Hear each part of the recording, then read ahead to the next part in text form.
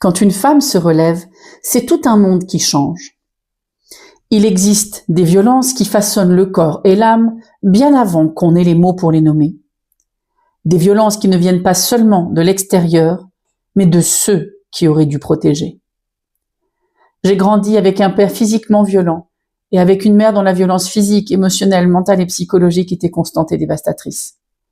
Dans cet environnement, on apprend très vite à se taire, à se réduire, à devenir invisible pour survivre. On apprend à surveiller chaque geste, chaque respiration, pour ne pas déclencher la prochaine explosion. Et plus tard, quand on rencontre un homme qui frappe ou d'autres qui utilisent la peur comme arme, cela n'a rien d'un hasard. Le corps reconnaît les scénarios qu'il a appris trop tôt. On croit avoir perdu sa puissance, on croit être devenu petite, fragile ou brisée, mais la vérité est tout autre.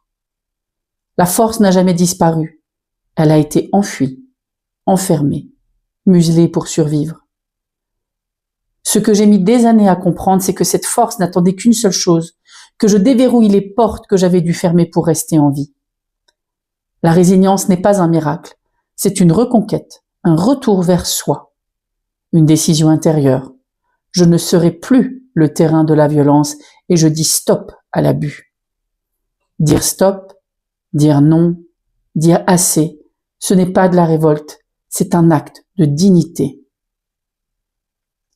Aucune femme ne perd sa force.